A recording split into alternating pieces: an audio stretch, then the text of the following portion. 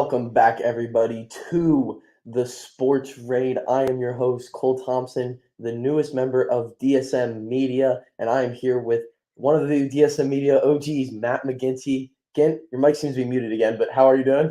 I'm good, man. How are you? Good, good. Your bracket busted yet? Not yet, but long Yeah. day ahead, right? Yeah, so I think I'm going to take the Delaware money line today. I don't know about you. Don't start playing games like that. But all in all, we have a lot to cover. We will cover.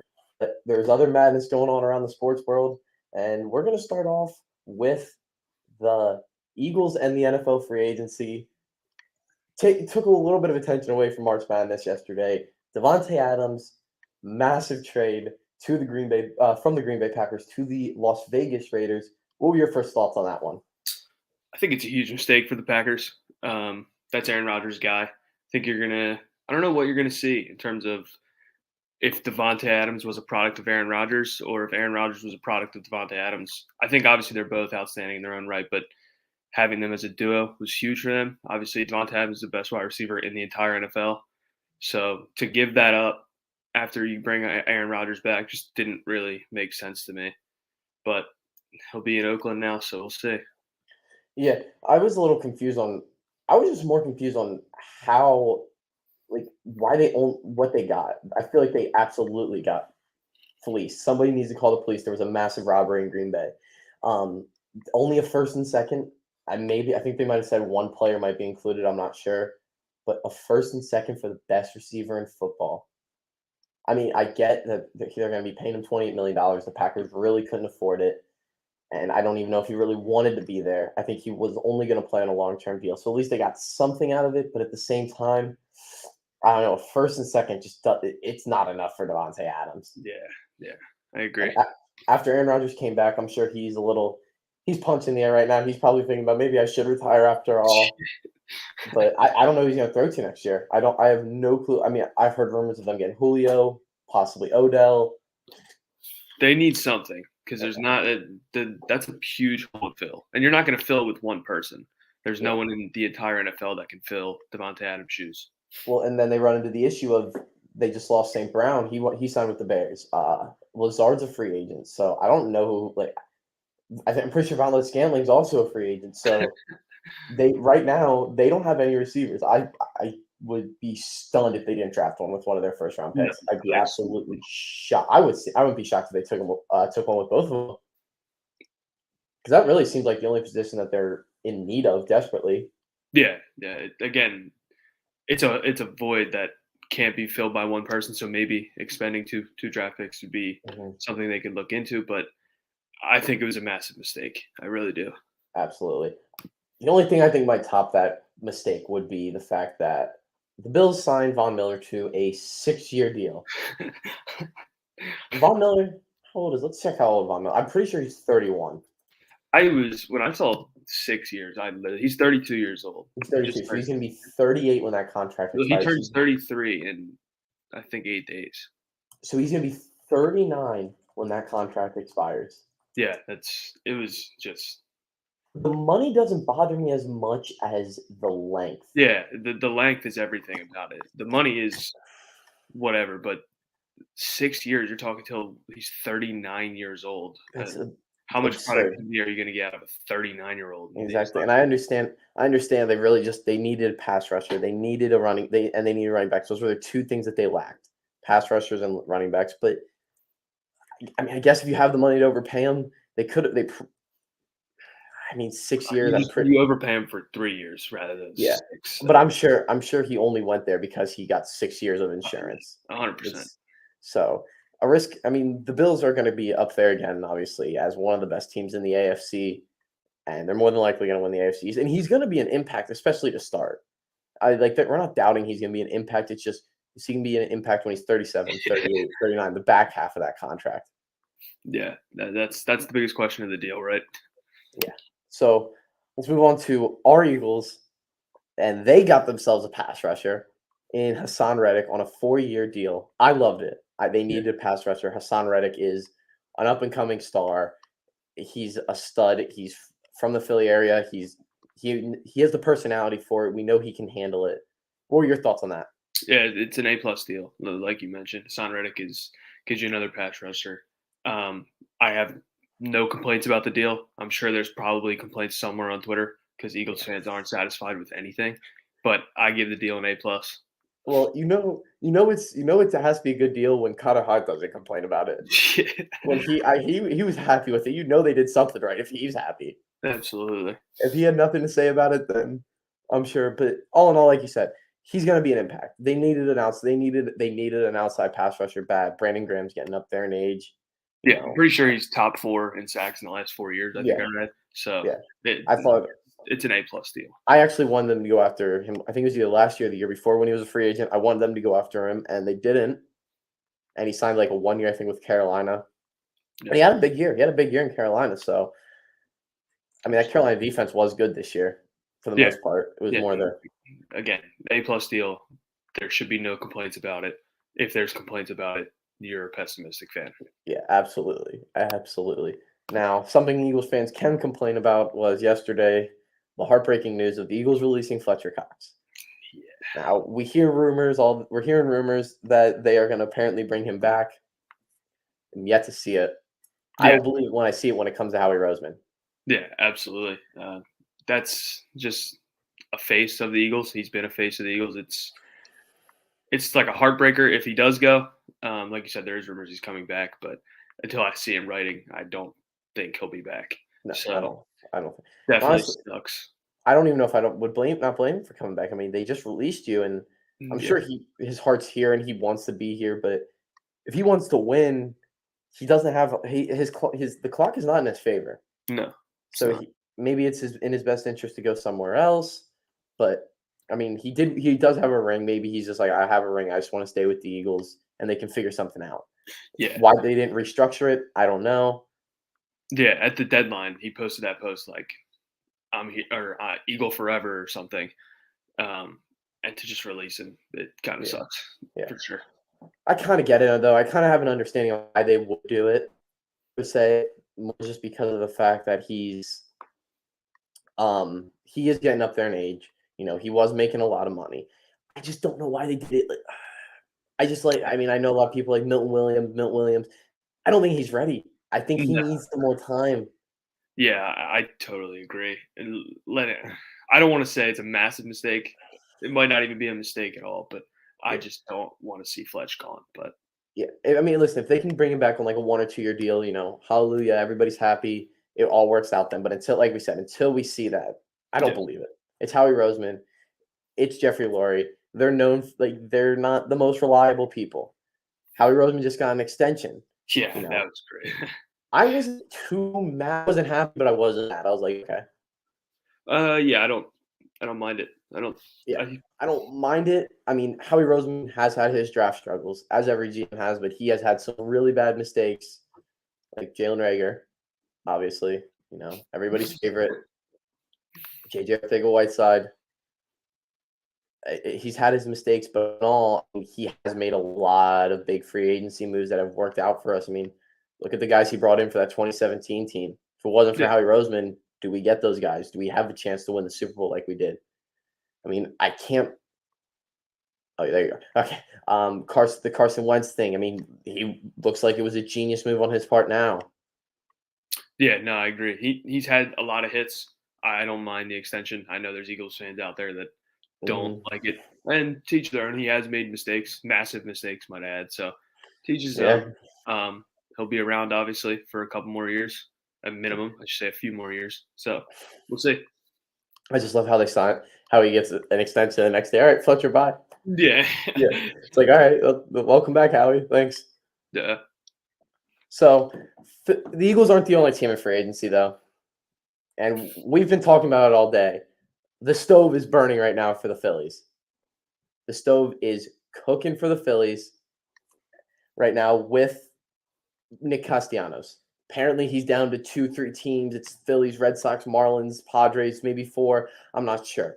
His mom was liking tweets from Phillies fans. We're seeing people tweeting out that he's signing with the Phillies by the end of the day. I have it on watch right now, making sure that if we catch it live on. Oh, okay, that's not it. I thought something happened. I swear to God, I thought I just saw the tweet too. I was like, what the Yeah. heck? Yeah, because I saw Scotty say no, and I was like, oh Yeah, no, that's not good. yeah, But all in all, so what do you think is going to happen with Castellanos? Do you think he's going to end up as a Philly? I do. And the only reason, shout out to Scotty, where there's smoke, there's fire. That's There's fire. just been Yep. so many reports about it. Um, and I think right now you're just seeing all these teams. I think it might be a bidding war, and I think they're probably trying to squeeze out as much money as possible in the deal. Mhm. So I do think he'll be a Philly. I do, which will Might be be losing you. might be amazing, and people still complain about it. Like I mentioned, Phillies Yeah, fans will never be fascinated. exactly. Me and Dylan last week. I think your mic keeps muting it. Keeps going mute. I Yeah, don't know no, if you're it's. good. I muted up for a second. Oh, okay, okay. Me and Dylan talked last week about Chris Bryant, Schwarber, Castellanos. The Phillies can get two. They got Schwarber. I like that deal. I like the signing Schwarber. Obviously, I wanted Chris Bryant. Chris Bryant was the most versatile player out of the three. Didn't work out. But if they can sign Castellanos, they can go out there and get a veteran pitcher for a deal. If you're going over the cap, you might as well go all the way to the luxury and Yeah, go get Kenley Jansen. yeah. Just spend at this point, in my Exactly. opinion. That's You're been at my the point. opinion. Yep, you're at Um, the point. We've waited 10 years. I was 9 years old the last time Phillies made the playoffs. I mean, I didn't really understand sports that much back then. So I haven't really been seeing a good Phillies team while understanding what's going on. So I'm hoping they can finally figure it out. They can finally do something and get this team back to the playoffs where they belong. We were so damn close last year. And if you sign Castellanos, you already got Schwarber. You bring in somebody like Johnny Cueto and/or Kenley Jansen. Not only are you a playoff team, who knows how far this team can go? yeah, I agree. Um, get another bat in the lineup with Schwarber, but you didn't bring Bryce Harper here to not go all in. And we've talked about this a ton with Dylan and Scotty and George. You didn't sign the MVP to wait until he's X years old to win. You're doing it now. Now is his peak. You should be trying to spend as much money as possible to get yourself to be a contender. And on the other side of that too, Almuta getting up there in age. He's the top three catcher in the league right now. How long is he gonna be a top three catcher in the league? Exactly. Segura, I think, has just hit 30. He's another guy he's not gonna be at his peak for much longer. I mean, you're gonna be bringing Bryson Stott, and he's gonna be on the ups. Like you got to do something now. You got to do something now. And honestly, I did not like the Adubel Herrera signing. I was not a fan of it. I was beyond upset about it, actually. Yeah, that one Um, is okay to complain about, in my opinion. yeah, absolutely. You have Matty V there who you can put in center field. He hit 320 last year. I know he didn't have a lot of reps. I know it was a limited sample size, but at the same time, he hit 320 in the majors. Um, Especially with the DH, you could have used that money. You could have used that money to go get Chris Bryant, and then you can move Bohm to DH where he probably should be, but he's gonna have to play third now. I don't know who the hell else would play third. Maybe Luke Williams. I don't know. He's gonna play third, Yeah, and hopefully Alec Boehm can figure it out. That's for another whole podcast. The brain yeah, of Alec Boehm and the struggles of yeah, Alec Boehm. yeah. In the field, I mean, as a bat, it's Yeah. it's he's a great bat, but in the field, he has some rough moments, especially there. That video last year at Surface of him just duffing 3 ground balls in a row. I Mhm. literally just felt so bad for the kid at that I point. was at it. I was at a game where he was first, I believe, and he dropped two routine outs. Just dropped it. No, and I love Alec Boehm. I don't think any Philly fan hates Alec Boehm. Like we love Alec Boehm. We know he's a young player. He's only getting better. But for a team that needs to be in win now mode, a team that should be in win now mode, you gotta get him. You gotta figure out your field struggles. Maybe he does. Maybe he figures it out he figured it out this offseason during the lockout. We didn't get to see or hear much from the Phillies during the lockout. So maybe he was working on that and he got better. And now he's gonna be out there and have a shot to prove it. He's gonna get the chance to, no matter what happens. Yeah, But yeah, I agree, and that's hopefully as well. yeah, Obviously, you would assume as your biggest flaw you'd want to get better, a la Ben Simmons, where that didn't happen, but hopefully Alec Boehm takes yeah, another route on that. yeah. For seriously. So yeah, I really hope they end up signing Castellanos. I mean, if they don't, maybe Conforto. There's still some other options out there, decent bats, but they got their biggest bat need. They needed a left-handed bat. They got that. Now go out there and get another bat. And this offense, it's going to be an offense-heavy team this year. That's for sure. No matter what, either you don't sign Castellanos. You're pitching, it's going to be a little bit better than last year, I assume. It should be. Starting might be rough to start the season because Wheels will probably be out a little bit. Suarez just got back. Yeah. Eflin is coming off a bad injury. We get a full season of Kyle Gibson. I'm intrigued on that. What version of Aaron Nola are we going to see? Yeah, that's probably the biggest question mark in the starting rotation, in my opinion, is what Aaron Nola is this year. He needs to return to some sort of form. Yeah, if we get ace Aaron Nola and you have Wheels and Aaron Nola going out 1-2, you get a solid Kyle Gibson at 3. You get a Ranger Suarez or Eflin who can. They don't have to be great. They just have to be decent at 4 and or 5. And maybe you go get a veteran guy like Johnny Cueto or Justin Verlander, and they can hold down the back end of that rotation. You got a solid rotation there. Aaron Nola is going to be the X factor for the Phillies pitching.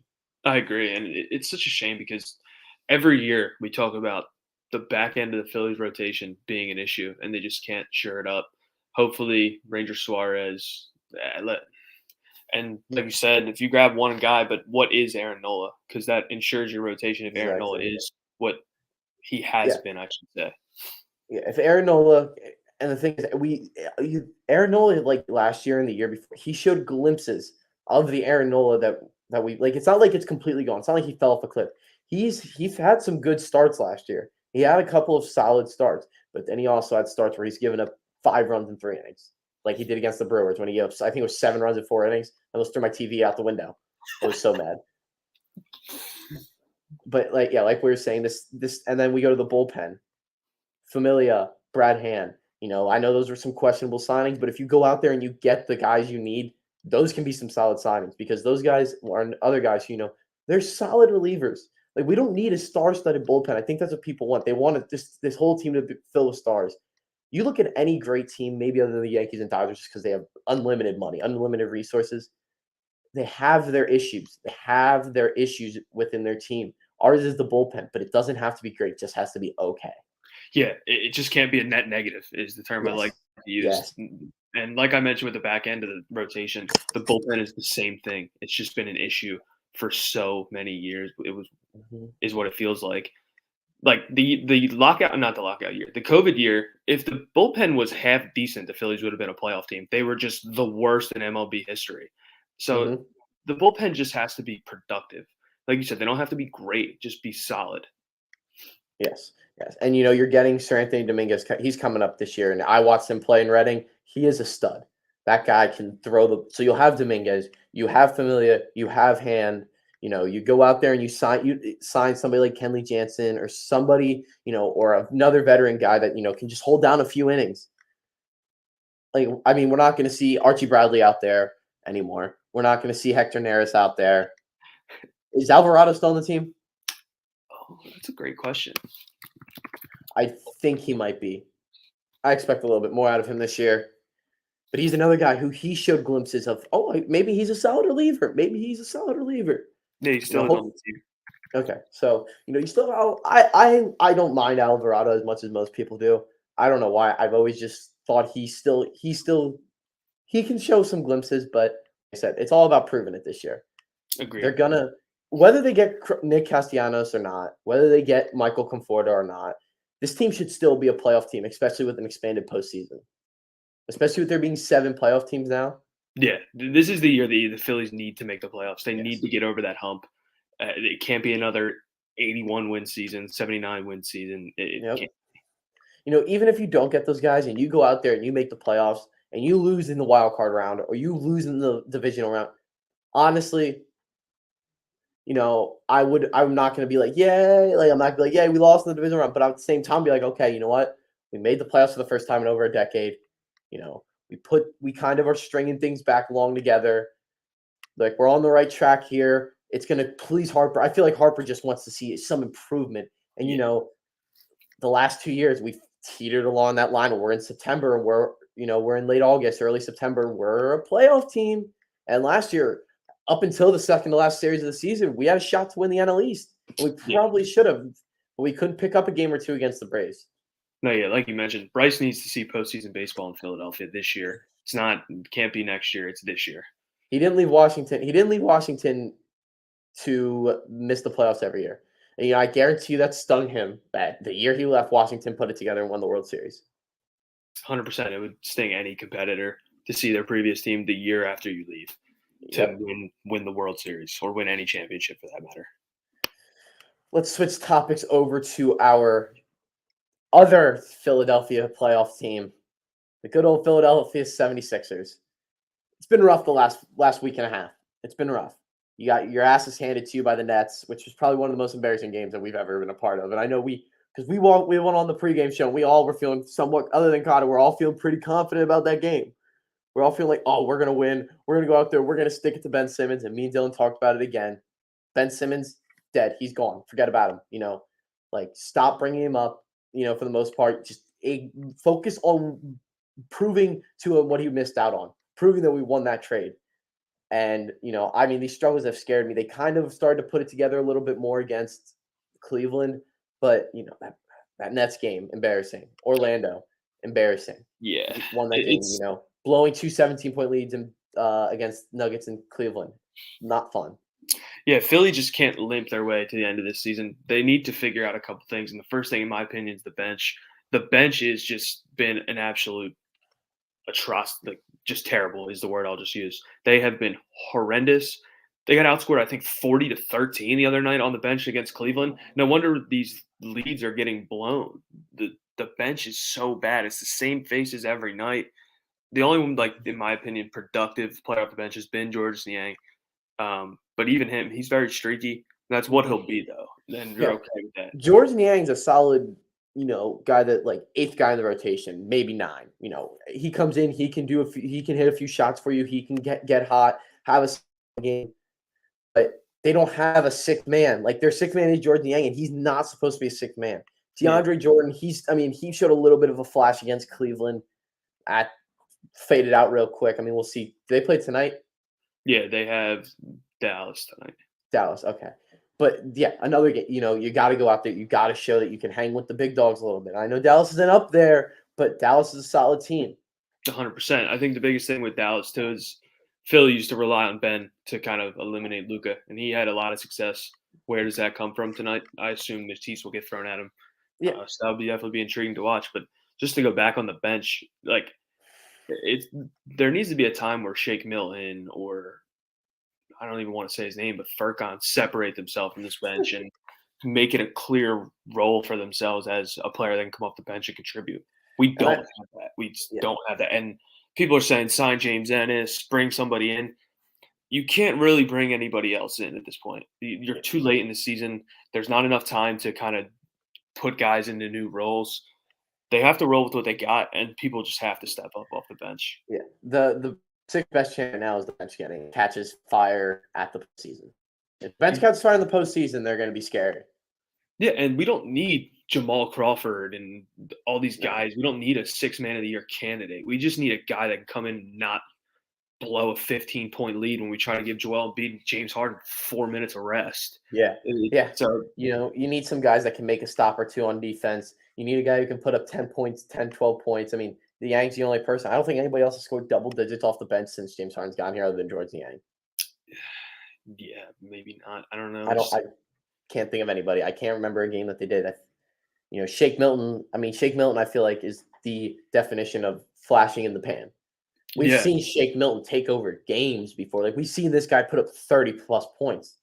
Yeah, he won us a playoff game last year in Atlanta. That shows you everything you need to know. Shake can do it. He just needs to consistently do it. So rolling into the playoffs, I wonder what Doc's going to do rotation-wise. Is he going to go 8 guys? Is he going to go 9 guys? Niang's going to get time.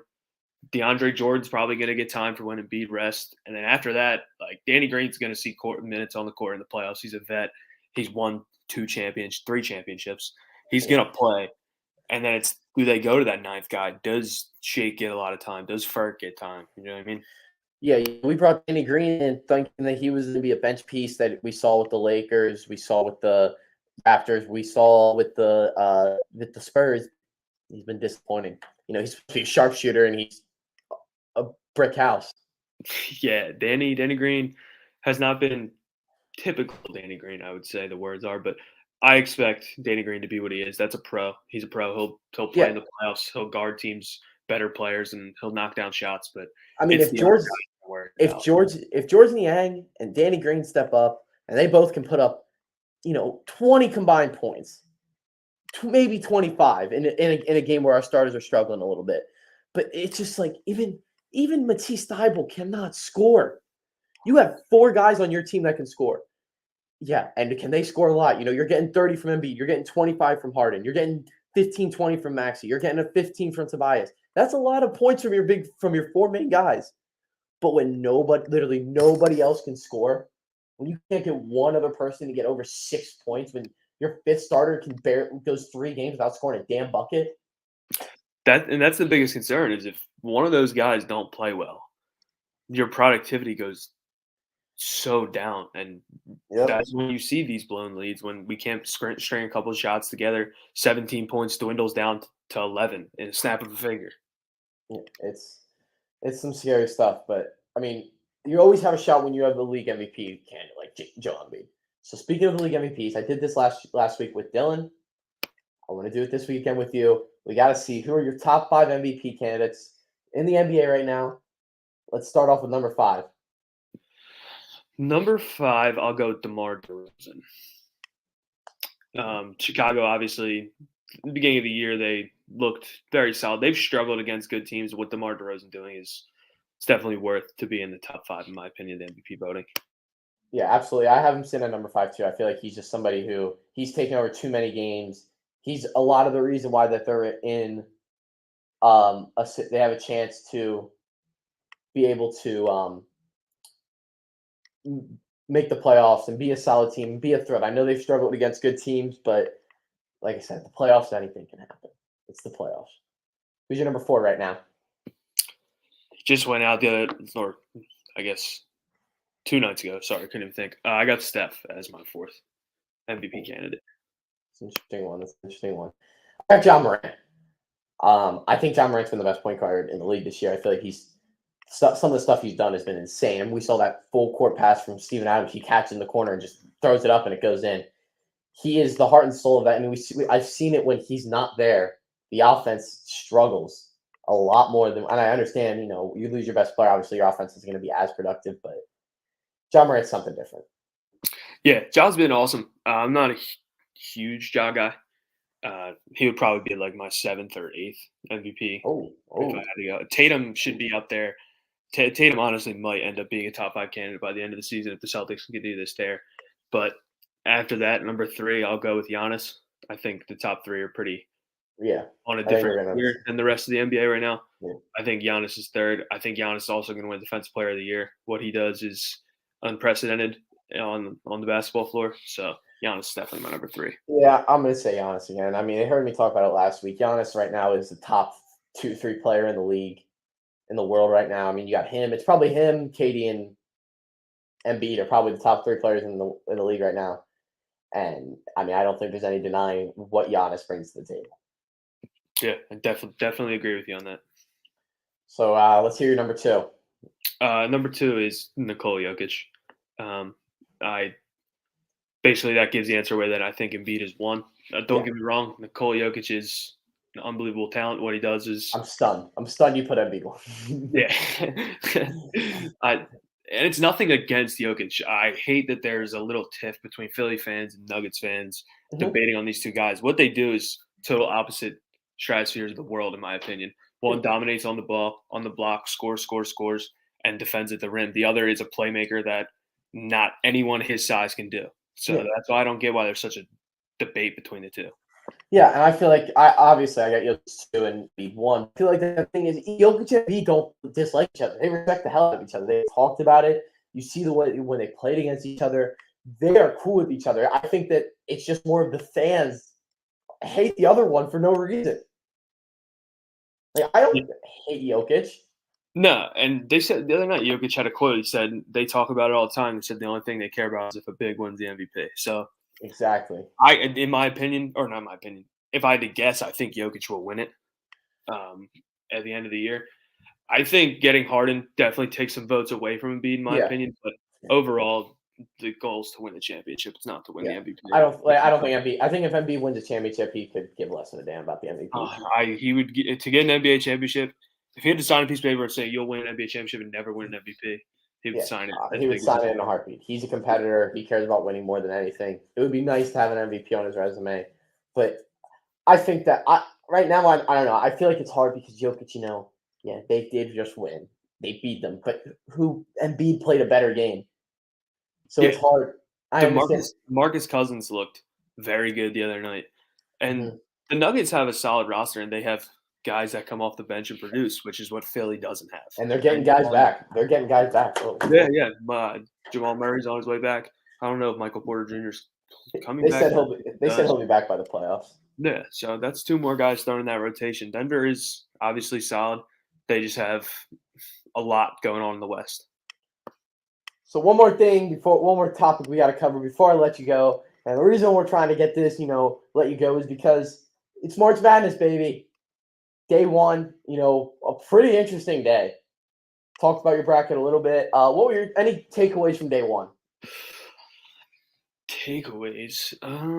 Michigan was not a surprise, but the fashion they wanted was definitely. Yeah, absolutely. I don't want to use the word. I don't really have a word for it, but the second half they dominated. Is what I'll say. They shot 1 of 7 from 3, 9 turnovers in the first half. They're only down 7 points. That shows a lot to me. I think they can get maybe another win or two, but then they're going to have to run into a powerhouse called the Villanova Wildcats at some point. So your boys looked great yesterday too. Yeah, man. that's all I'm talking about. Yeah, Carolina's playing well at the right time, man. And Marquette really limped into the tournament, but they made a statement yesterday. Yeah, when Caleb, they shot the lights out of the building. My fear is simple. What does impact in college basketball as it does in the NBA? It's the bench. That bench is North Carolina's starting five is not something you want to mess with. I think they have one of the best starting fives in the country. I think once they got their groove together later in the season, they had one of the best starting fives in the country. But Brady Manick and Caleb Love shot. I'm pulling it up right now. I forget exactly what it was. It was 11 for 23 from 3. That's absurd. Yeah, you're gonna win a game when your two best players shoot 11 of 23 from beyond the arc. Yeah. And then another game I wanted to kind of jump into was New Mexico State, because I had a lot of not hope for UConn, but playing out of the Big East, they played really tough this year. Dan Hurley, these guys always play tough. And New Mexico State. Yeah, that kid on New Mexico State was insane. Yeah, that was 13 for 13 from free throws. Yeah, and then obviously St. Peter's with a win over Kentucky in overtime is a lot of bracket busters. I'm sure a lot of people were high on Kentucky going into the tournament. Yeah, no, I was one of them as well. I actually had I think either Elite Eight or Final Four. I still have my two main teams, obviously. Really, to win, you have to have 2 or 3 Final Four teams and both your national champ, and you have a shot to win any group you're in. But that definitely hurt. Definitely stung a bit to lose one in the first round. I was shocked by that. Coach Cal with that little speech at the end of "My guys weren't tournament ready." My guys got the jitters. Okay, yeah. Kentucky Wildcats got the tournament jitters. Good excuse there, bud. Yeah, not St. Pete, the team who's never been in the tournament. Not the team that didn't even know if they were going to make the tournament this year. No, the Kentucky Wildcats who make it every year. Yeah, good excuse. That kind of got on my nerves a little bit. But I think this year's wide open. Yeah, I totally agree. There's probably 4 or 5 teams, in my opinion, that can cut the nets down at the end of this thing. Absolutely. So any best bets for today? Day 2. Villanova Wildcats. See, okay, that's not a bad pick. My ones are Loyola Chicago, Yale to cover, and Delaware money line. I'm taking it. I'm taking them. Sister Jean. Delaware money line's a lock, though. I'm telling you guys. It's enough. We'll see. No, I like Miami a lot today. Oh, that's another one I like. It's USC as well. Mm-hmm. Yeah, I think it's gonna be very interesting today. There's just there's so much that can happen, so much, and it's gonna be a great day of March Madness and great rest of the weekend. I'll be back next week to recap this whole March Madness weekend and anything else that went on in the sports world. But for now, I'm Cole Thompson, host of the Sports Rate. I was joined today by Matt McGinty. Matt, have a great day. I'll see you around.